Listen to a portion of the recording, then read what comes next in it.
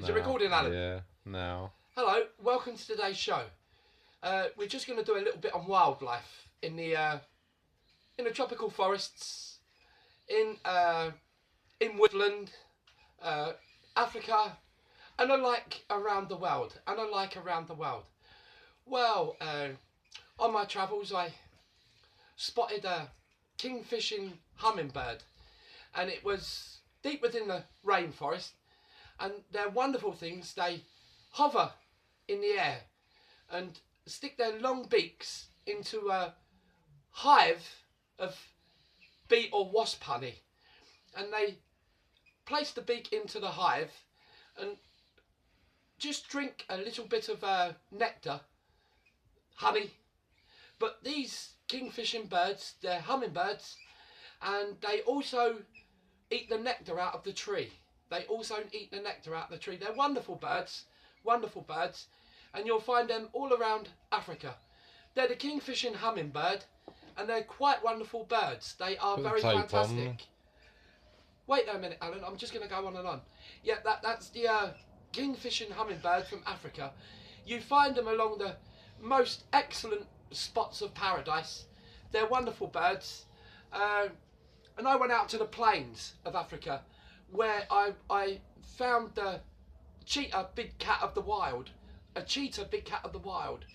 And we recorded these things, and they clocked up at least 90 miles an hour on their feet, hunting for different sorts of prey to have their dinner. Because it must be hard for a big cat of the wild, because they're not like humans where they've got food on hand to feed themselves. They've got to track their prey down and chase it. And we recorded the cheetah running up to 90 miles an hour on its four legs. The cheetah cat, the big cat of the wild, the cheetah, up to 90 miles an hour that they run. That's quite interesting. Yes, you find these on the plains of Africa. The safari, and they run up to 90 miles an hour.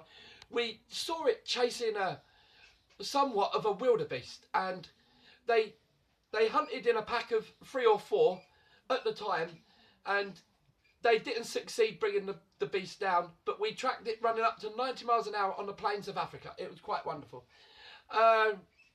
We went to Mississippi, Mississippi in Louisiana, and and I tell you, the crocodiles that swarm there. That's in America, isn't it? In America. The Mississippi is in Louisiana, which you'll find in South America. Yes, South America, Louisiana, the Great Mississippi, and you'll be sure to be very careful when you go out there, because the crocodiles, they swarm.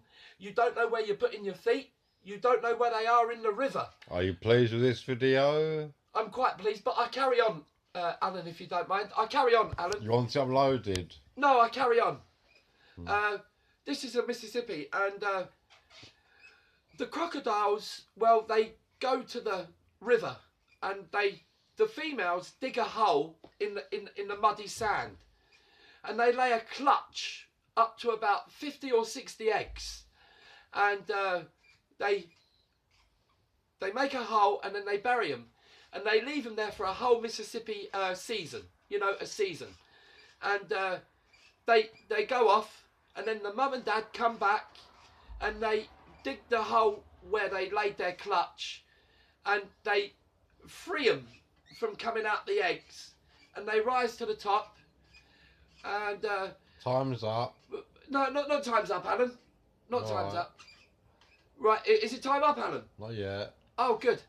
Well, the crocodile, it lays 50, 60 eggs, and only 1 or 2 of these eggs, the baby crocodile, only 1 or 2 will live to adulthood.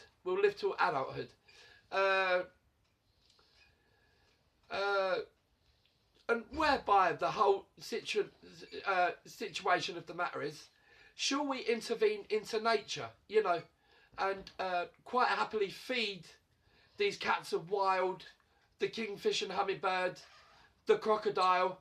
Shall we intervene into nature and help these beautiful creatures out? I mean, it makes you wonder this, it makes you wonder that. But shall we intervene in nature and help the cheetah out, the kingfish and hummingbird, and the crocodile? Shall we intervene in nature and help them out? Because you think about it, the crocodile lays a clutch of 50, 60 eggs, and only 2 will survive into adulthood. It quite makes you question and wonder, shall we intervene in nature? And for this episode, goodbye. This has been Alan and Barry on the nature episode. We wish you goodbye. This is the end. Say goodbye, Alan. Goodbye. Goodbye.